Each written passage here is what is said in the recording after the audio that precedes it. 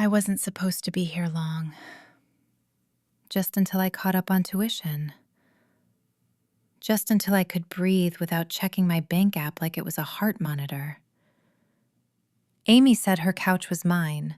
No questions, no judgment. And I clung to that kindness like it was a life raft. So I kept smiling, kept joking, kept pretending the email from my school wasn't a countdown with my name on it. That night, the house was too quiet to hide in. Amy was in the next room, laughing at something on her phone, completely unaware that I was standing in the hallway trying to find one corner where I could call financial aid without her hearing the panic in my voice. Then the front door opened. Walker. He doesn't live here, but he shows up like he does, key in hand, shoulders tense, eyes sharp. Silent in a way that makes you feel like you're the loud one just for existing. I'd known him for years as Amy's cold, older brother, the man who never stayed in the room long enough for me to become a problem. I turned, and he was already close enough that my apology died in my throat. He looked at me like he'd seen through every brave little lie I'd been telling Amy, like he'd seen the numbers, the fear, the shame. And then he leaned in, voice low, steady, dangerous. "Be quiet," Walker whispered. Not because Amy might hear me, because if Amy heard us, heard what I wanted, heard what he wanted, everything would break. I forgot to breathe, because the danger wasn't getting caught. The danger was that Walker didn't step back, and neither did I. I wasn't supposed to need this.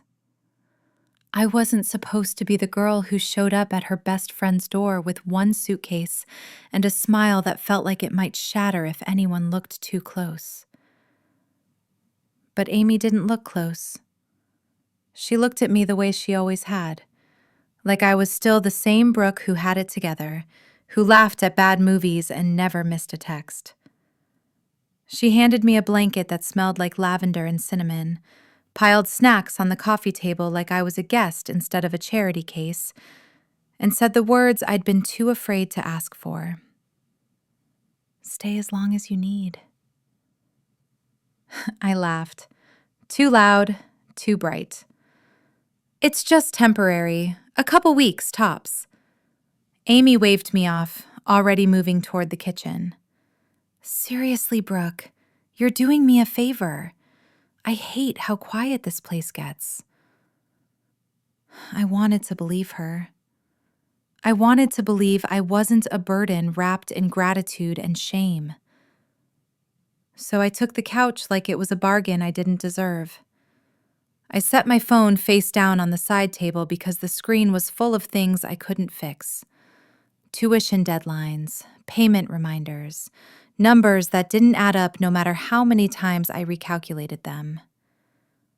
My stomach stayed tight anyway, like my body knew the truth even when I smiled through it.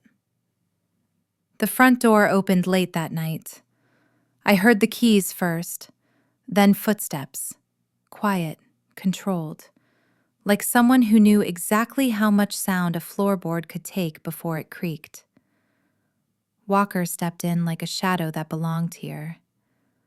Jacket half on, keys still in hand. Eyes up for 1 second, just long enough to register me on the couch, and then away, like I was a detail he refused to consider. Amy lit up. "Walker, I didn't know you were coming by." He shrugged, voice low. "Forgot something." Amy launched into a story about her day, and I followed along, nodding and laughing in all the right places. Walker said almost nothing. He moved through the room like he was passing through, not staying. I stood to grab my water bottle from the table, and my sock slipped on the hardwood. Walker's hand shot out, fast, steady. His fingers wrapped around my elbow before I even registered the stumble. And suddenly, I was upright again, breath caught, skin burning where he touched me. He didn't smile. He didn't apologize. He just let go, slow, deliberate, like he'd never touched me at all. But my pulse was louder than the room. And when I looked up, Walker's eyes were already somewhere else. Except I knew he'd felt it too. Walker dropped by again the next day. Then again the day after that. Always with a reason that sounded practical and felt like something else. Checking a leaking faucet. Bringing Amy a book she'd left at his place. Fixing a loose lock on the back door that I hadn't even noticed was broken. He moved through the house like he had a key to more than just the front door. Like he had access to the air itself, shifting it every time he walked in. I started timing my showers around his visits, which was ridiculous, because he never looked at me for long. Except sometimes I'd glance up from my laptop or turn too quickly in the hallway, and I'd catch him watching me. Not staring, just measuring. Like he was calculating the distance between safe and too close, and deciding which side of the line he wanted to stand on. In the kitchen one afternoon, I tried small talk. Anything to fill the silence that felt too heavy when it was just the two of us. So, do you always just show up unannounced? Walker didn't look up from the toolbox. Amy doesn't mind. I wasn't asking about Amy. His hands stilled for half a second. Then he went back to tightening a screw. You want me to stop coming by? I opened my mouth, closed it, because the honest answer felt dangerous. No, I said quietly. Walker's jaw tightened, but he didn't respond. Just packed up his tools and left like the conversation had already ended. Amy didn't notice, or maybe she did and pretended not to. Either way, she filled the space with her usual brightness, and I let her. That night, I lay on the couch in the dark, staring at the ceiling and trying to convince myself that Walker showing up so often didn't mean anything. Then I heard footsteps in the hall. Quiet, controlled. The kind of steps that belonged to someone who knew how to move without being heard. I closed my eyes and forced my breathing to slow, pretending to sleep. Pretending I didn't care that he was standing somewhere close. A floorboard creaked near my head. I held my breath. Walker's voice dropped into the dark like a secret. You still awake? I sat up too fast, heart hammering. No. Silence stretched between us, thick, charged, impossible to ignore. Then Walker's voice came again, softer this time, almost amused. Liar. I couldn't see his face in the dark, but I felt his presence like heat, like gravity. And that's when I realized the truth. He'd been paying attention the whole time. The email came in the middle of breakfast. Registration hold. Payment required. Deadline. Late fees. a number that made my vision blur and my stomach drop so fast I had to grip the edge of the table to stay upright. Amy was talking about something, a show maybe, or a friend's drama, and I smiled at her anyway. Nodded in all the right places, helped with the dishes, made a joke about adulting that landed just well enough to keep her from asking questions. Brooke Mill could handle anything, especially humiliation. Later, I locked myself in the bathroom and turned the faucet on full blast, like running water could drown out the panic clawing up my throat. I called financial aid, waded through hold music that felt like punishment. When someone finally answered, they recited policy in a voice that didn't care whether I graduated or disappeared. I hung up, checked my bank app, checked it again, like the number would change if I stared hard enough, like hope was a math problem I could solve if I just tried harder. It didn't change. A knock on the door made me flinch. "Brooke? Brooke?" Amy's voice, soft and concerned. "You okay?" I lied automatically. "Yeah, stomach. I'm fine." "You sure? You've been in there a while." "I'm good. Promise." I heard her footsteps retreat, and I let out a breath I didn't know I was holding. Hung up the phone, pressed my palms against my eyes, and tried not to cry. When I finally stepped out, Walker was in the hallway. Not close, not far. Just standing there like he'd been waiting. Like he was always exactly where he needed to be. His gaze flicked to my phone screen before I could lock it. I tightened my grip, heat flooding my face. "It's nothing." Walker's jaw tightened once, fast, controlled. And I knew he'd seen enough. "Nothing doesn't look like that," he said quietly. My throat closed. "I can handle it." "Can you?" The question wasn't cruel. It was careful. Like he was giving me a chance to tell the truth before he decided to do something about it himself. I wanted to lie again, to smile and deflect and keep pretending I was fine. But Walker's eyes didn't let me. "It's tuition," I whispered, hating how small my voice sounded. "I'm behind, and I don't know how to fix it." Walker didn't move, didn't offer empty reassurances or tell me it would be okay. He just nodded once, like I'd confirmed something he already knew. And that's when I realized the truth. My secret wasn't a secret anymore. I waited until Amy was on a call in her room.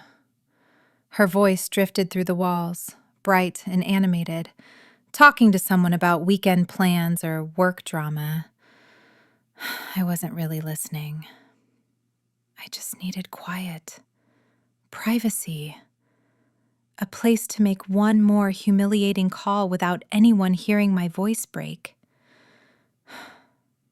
I slipped down the hall, phone clutched in my hand, and tried a door I thought was the spare room. It wasn't. Walker's room was darker than the rest of the house, cleaner. The bed was made with sharp corners, the surfaces clear except for a watch and a book with a worn spine. It was too intimate in a way that made me freeze in the doorway, like I'd walked into a part of him he didn't show anyone. The air smelled like him, soap and something sharp, like cold metal or winter air. I backed out fast, heart pounding. Walker appeared in the doorway. No sound, no warning, just presence. "What are you doing?" he asked, voice calm, like he already knew the answer. My throat closed. I Wrong room. I'm leaving. Amy's laugh floated through the wall next door, bright and careless, close enough that I could hear every word if I tried. Walker's eyes shifted toward the wall, then back to me. He stepped closer, and my body went still, like it was listening to him without permission. I should have moved, should have apologized and walked away, but I didn't. Walker lowered his voice. Be quiet. My breath caught. What?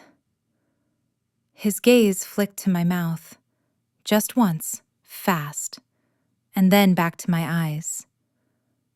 Be quiet, he repeated, softer this time. Not kind, not cruel, just controlled, like he was holding something back and barely winning. Amy's voice rose on the other side of the wall, laughing at something, completely unaware. Walker didn't move away. He didn't touch me.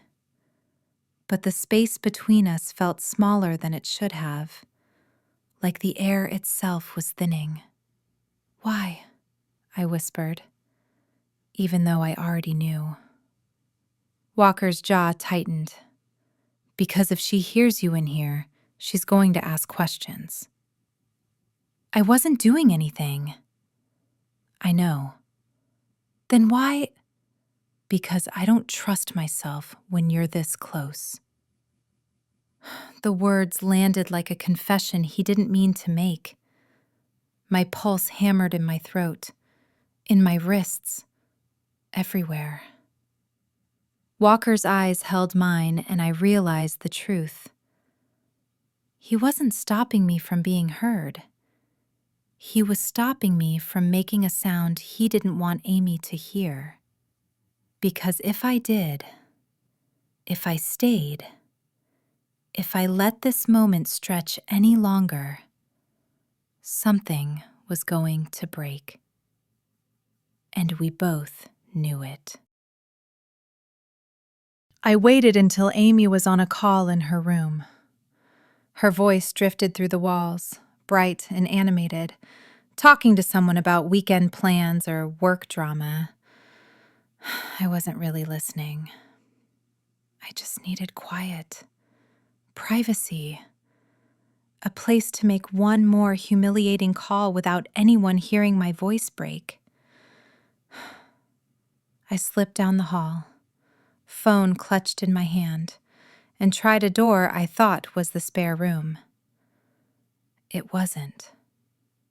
Walker's room was darker than the rest of the house, cleaner. The bed was made with sharp corners, the surfaces clear except for a watch and a book with a worn spine. It was too intimate in a way that made me freeze in the doorway, like I'd walked into a part of him he didn't show anyone. The air smelled like him. Soap and something sharp, like cold metal or winter air. I backed out fast, heart pounding. Walker appeared in the doorway. No sound, no warning, just presence. "What are you doing?" he asked, voice calm, like he already knew the answer. My throat closed. Wrong room. I'm leaving. Amy's laugh floated through the wall next door, bright and careless, close enough that I could hear every word if I tried. Walker's eyes shifted toward the wall, then back to me. He stepped closer, and my body went still, like it was listening to him without permission. I should have moved, should have apologized and walked away, but I didn't. Walker lowered his voice. Be quiet. My breath caught. What?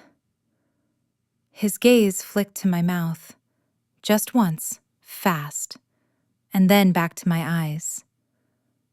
Be quiet, he repeated, softer this time. Not kind, not cruel, just controlled. Like he was holding something back and barely winning. Amy's voice rose on the other side of the wall, laughing at something, completely unaware. Walker didn't move away. He didn't touch me. But the space between us felt smaller than it should have, like the air itself was thinning. Why? I whispered, even though I already knew. Walker's jaw tightened. Because if she hears you in here, she's going to ask questions. I wasn't doing anything. I know. Then why? Because I don't trust myself when you're this close. The words landed like a confession he didn't mean to make. My pulse hammered in my throat, in my wrists, everywhere. Walker's eyes held mine, and I realized the truth. He wasn't stopping me from being heard. He was stopping me from making a sound he didn't want Amy to hear. Because if I did, if I stayed, if I let this moment stretch any longer, something was going to break. And we both knew it. The next day, I avoided him. Stayed busy, stayed small. Told myself the moment in his room was nothing, just proximity and panic and a misread silence. Walker showed up anyway, like he always did.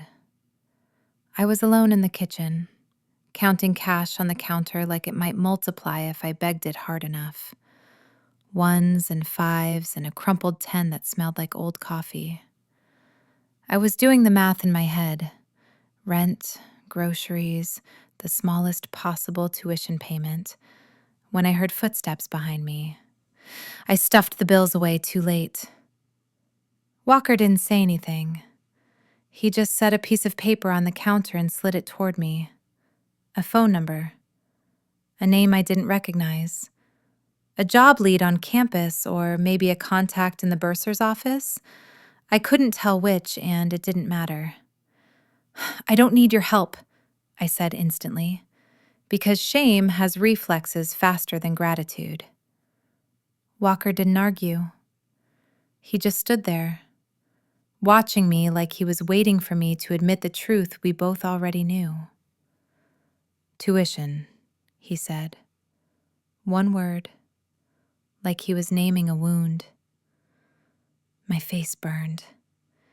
Amy can't know. Walker's eyes went cold at her name. Not angry, just protective in a way that made my chest ache. She won't, he said quietly, if you do what I say. I swallowed hard. And what do you say? Walker stepped closer to the counter, not touching me, not crowding me, just close enough that my thoughts started slipping, scattering like the bills I'd been counting. Take the job, he murmured. Let me handle the rest. I can't let you. You can. Walker. Brooke. My name in his voice sounded different, steadier, like he'd been holding it carefully and finally decided to use it. You're not asking me, I'm telling you. I stared at the paper, at his handwriting, neat, controlled, deliberate. Why? I whispered. Walker's jaw tightened.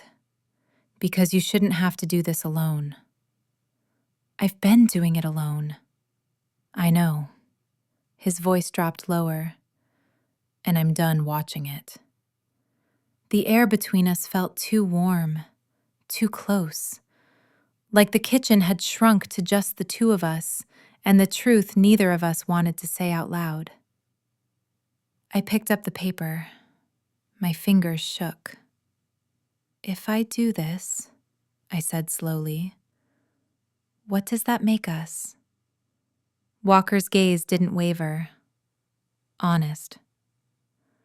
I couldn't tell which part scared me more, the help or the way I wanted to accept it because it was him. Because somewhere between the couch and the hallway and his quiet, relentless presence, I'd stopped pretending I didn't want him to stay. I started the campus job the following week. Filled out the paperwork, showed up on time, told myself I was proud, independent, fine. A classmate texted me a few days later. Coffee? Study date? Nothing serious. Just normal college stuff that felt like a lifetime ago. I said yes, partly because it was normal, and partly because I needed to prove Walker didn't matter. I was putting on lip balm in the hallway mirror when Walker showed up. I didn't hear him come in, but I felt him, like a shift in the air pressure. His gaze dropped to my mouth for half a second too long. Going somewhere? He asked, voice even. I lifted my chin. Yep. He didn't ask who, he didn't ask where. He didn't need to. He just nodded once and walked past me like it didn't matter. But I felt the tension in his shoulders, the way his jaw tightened, the way he didn't look back. When I returned later, Walker was there, sitting in the living room like a quiet storm. Amy was in the kitchen, humming something off-key, completely oblivious. My phone buzzed with a message from the classmate. Had fun. Let's do it again. Walker's eyes flicked to the screen. No reaction. No words. Just a slow inhale, like he was counting to 10 in his head. I locked my phone and sat down across from him, pretending everything was normal. Amy called out from the kitchen. Brooke, you want tea? Sure, I called back, my voice too bright. Walker didn't move, didn't speak, just watched me like he was waiting for something to crack. That night, I found him in the kitchen alone. The light was low. The house felt asleep. I should have gone back to the couch. Should have left him in whatever silence he was nursing. But I didn't. Walker's voice was quiet when he finally spoke. You smiling because of him? My pulse tripped. Why do you care? Walker stepped closer. His silence answered first. Heavy, deliberate, louder than any words. Then he said, I don't. But his eyes said something else entirely. They said, I do. They said, I hate that you went. They said, I hate that you came back smiling. I swallowed hard. You don't get to be jealous, Walker. I'm not. Then what is this? He stepped closer still, close enough that I could see the tension in his jaw, the way his hands flexed at his sides, like he was stopping himself from reaching for me. This, he said quietly, is me trying not to care. And how's that working out? Walker's gaze dropped to my mouth again, lingered, then dragged back up to my eyes. It's not. And that's when I realized the truth. Walker could lie with his mouth, but not with his body. Not with the way he stood too close. Not with the way he looked at me like I was the only thing in the room worth watching. Not with the way he was failing, badly, at pretending I didn't matter. I tried to act normal after that night in the kitchen. Tried to be Amy's Brooke, the one who laughed at her jokes and helped fold laundry, and didn't think about her brother every time a door opened. Walker kept showing up. Always when Amy was distracted. Always when I was alone. Like he was orbiting me on purpose. One night, I couldn't sleep. Tuition, debt, shame. The numbers circled in my head like vultures, and the couch felt too small to hold all of it. I slipped outside and sat on the back steps in the cold, hugging my knees, trying to breathe through the tightness in my chest. Walker found me without asking. I didn't hear him come out. I just felt him, standing behind me, silent and solid. He offered his jacket. I shook my head. I'm fine. Walker draped it over my shoulders anyway, close enough that I felt his heat behind me. Close enough that I stopped shivering for reasons that had nothing to do with the cold. This is a mistake, I whispered. Walker's voice came right by my ear, low and steady. Then tell me to leave. I should have. I should have sent him back inside and gone to bed and pretended none of this was happening. But I didn't. I turned. Our faces were too close. Close enough that I could see the tension in his jaw. The way his eyes searched mine, like he was looking for permission. Walker didn't move first. He waited, like consent was the only thing he refused to steal. My breath stuttered. Walker. He kissed me like he'd been starving quietly, and I kissed him back like I was tired of being good. His hand came up to cradle the back of my head, fingers threading through my hair, and I felt the restraint in every movement, like he was holding himself back even as he pulled me closer. I gripped the front of his shirt, and for one perfect, reckless moment, nothing else mattered. Then a sound from inside, Amy shifting, a cupboard closing, snapped us apart. Walker's forehead rested against mine for 1 second, his breath uneven, like restraint hurt. Brooke, he whispered, and my name sounded like a warning and a promise all at once. I pulled back, heart hammering, lips still tingling. We can't, I said, even though I didn't believe it. Walker's eyes held mine. I know. But neither of us moved. Amy's voice drifted through the window, calling my name softly, checking if I was still awake. I stood, shrugging off Walker's jacket and handing it back to him. Our fingers brushed. Walker didn't let go right away. And that's when I realized the truth. I couldn't undo that kiss.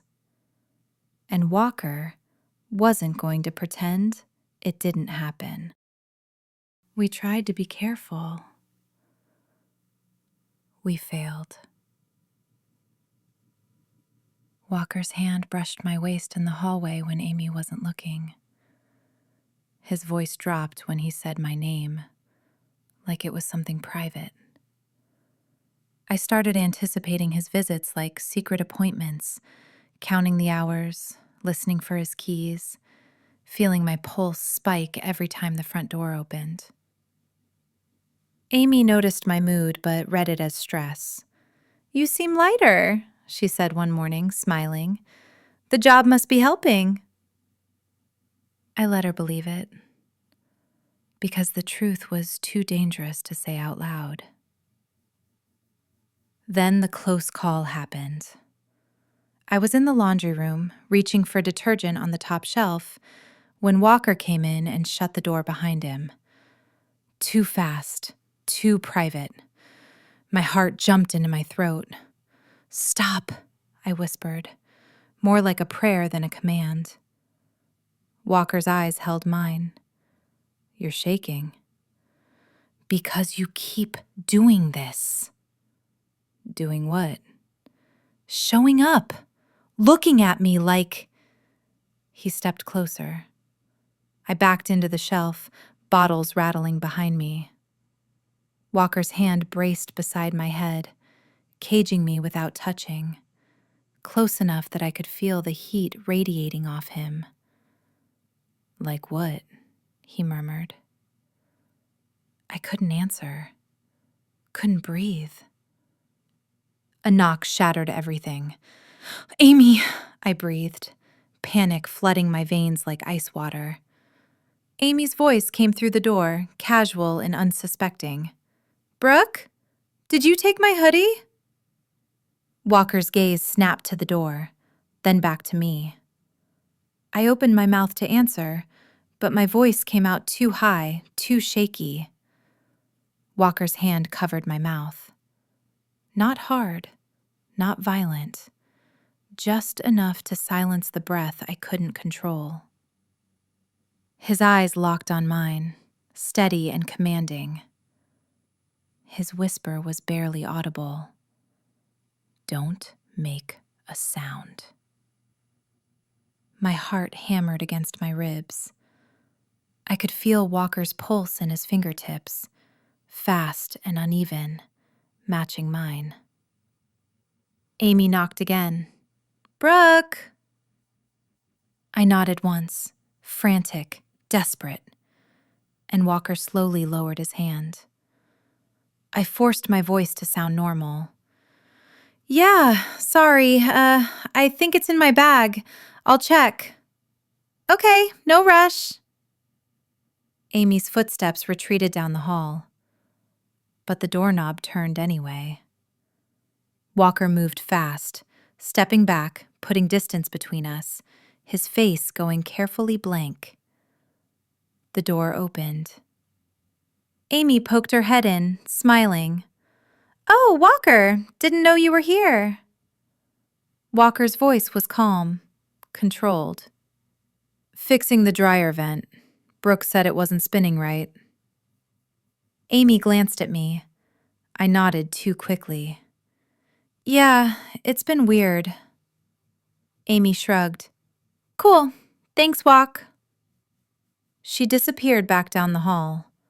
The door clicked shut. Silence. Walker exhaled slowly, running a hand through his hair. I pressed my palm against my chest, trying to slow my heartbeat.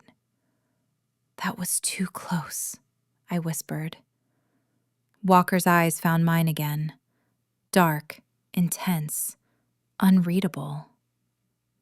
"I know." But neither of us said we'd stop. Amy walked away. The door stayed closed, but something changed anyway. I couldn't stop shaking. My hands, my breath, everything felt too loud, too exposed, like the walls had ears and Amy had heard every unspoken word between Walker and me. Walker stood across the laundry room, jaw tight, eyes dark. "This has to stop," I whispered. He didn't respond. "Walker, I'm serious. We can't keep doing this." "I know." "Then why?" "Because I don't know how to stop." The honesty in his voice cracked something open in my chest. I pressed my palms against my eyes. I have to end it. For Amy. For peace. For sanity. Walker's voice was sharp now. "You think pretending will fix this?" "I think not destroying my best friend might." Walker went quiet in a way that felt like punishment. Cold, distant. The kind of silence that made me want to take it all back. Then he finally spoke. "I won't be your secret," he said. My eyes burned. "You're already Amy's brother. You're already the problem." Walker flinched like I'd hit the part of him that had been raw for years. Before either of us could say more, the door opened. Amy stood there, phone in hand, face pale. "Brooke," she said slowly. "Your phone was on the counter. It lit up." My stomach dropped. Amy's eyes flicked between us, taking in the distance that wasn't far enough, the tension that couldn't be explained away. "Is it him?" she asked, voice soft and broken. I opened my mouth, closed it, tried to find words that wouldn't destroy everything. "Amy, Just answer me," her voice cracked. "Is it Walker?" I couldn't lie anymore. "Yes." Amy's face shifted from confusion to understanding in seconds. Her eyes filled with tears she refused to let fall. Walker stepped forward. For once, he didn't hide behind silence. "I'm not going to lie about her," Walker said, voice steady. "Not to you." Amy's gaze snapped to him. "So you chose her?" "It's not, you chose her," Amy repeated, louder now, hurt bleeding through every word. I swallowed the fear rising in my throat and finally told the truth. "I didn't choose this to hurt you," I said quietly. "But I won't lie anymore." Amy stared at me like I was a stranger. "How long?" she whispered. I hesitated. "How long, Brooke?" Walker's hand twitched at his side, like he wanted to reach for me but knew he couldn't. "A few weeks," I admitted. Amy's laugh was bitter. "A few weeks. Under my roof. Behind my back." "Amy, were you ever going to tell me?" Her voice broke. "Or were you just going to keep sneaking around like I was too stupid to notice?" "It wasn't like that." "Then what was it like?" Amy's eyes burned into mine. "Tell me, how long has this been going on?" And I realized, standing there with Walker silent beside me and Amy's trust shattered at my feet, that the real consequences were just beginning. The immediate aftermath was brutal. Amy asked us both to leave. Not forever, just until she could breathe without feeling like the air was full of lies. I packed my bag with shaking hands, guilt crushing my chest so hard I thought I might break under the weight of it. Walker offered his place. I refused at first. Pride, shame, the belief that I didn't deserve his help after what we'd done. But I had nowhere else to go. Walker's apartment was quieter than Amy's house, cleaner, emptier. The silence between us was different now, no more secrecy, but the cost was visible in every breath. I broke down that first night, sat on his couch and cried until I couldn't anymore. Walker didn't tell me it would be okay. He just sat beside me and held me, finally letting himself be soft. Days passed. I got my tuition sorted, the campus job plus a payment plan I could actually manage. I started rebuilding independence, not by running, but by standing. Walker reached out to Amy. Not to defend himself, but to apologize for the secrecy and take accountability. He didn't ask for forgiveness, just honesty moving forward. Amy didn't respond at first. Then she did. She met me alone at a coffee shop 2 weeks later. The conversation was hard. She admitted she felt betrayed, not just by the relationship, but by the hiding. I owned it. No excuses. I apologized for the secrecy, not for my feelings. Amy asked the question that mattered. Do you actually care about him? Or was this just convenient? I answered honestly.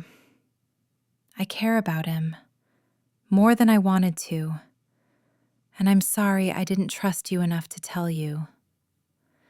Amy didn't forgive me immediately, but she didn't walk away either. Weeks later, there was a tentative dinner. Amy, Walker, me.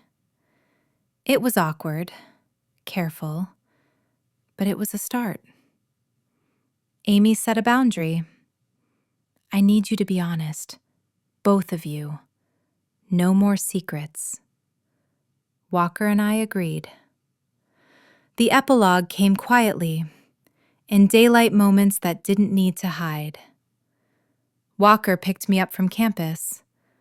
I introduced him properly to a friend. We were building something real, something that didn't live in whispers. I lost the version of myself that needed to be perfect and safe. I gained the version that could choose honestly, even when it cost me. Months later, I found myself back at Amy's place, this time invited. She handed me a mug of tea, and the gesture was small but significant. Repair wasn't instant, forgiveness wasn't guaranteed, but it was possible. Walker's hand brushed mine under the table, and I didn't pull away. Amy saw it. She didn't smile, but she didn't look away either. We weren't perfect. We weren't forgiven yet, but we were finally, honestly, here.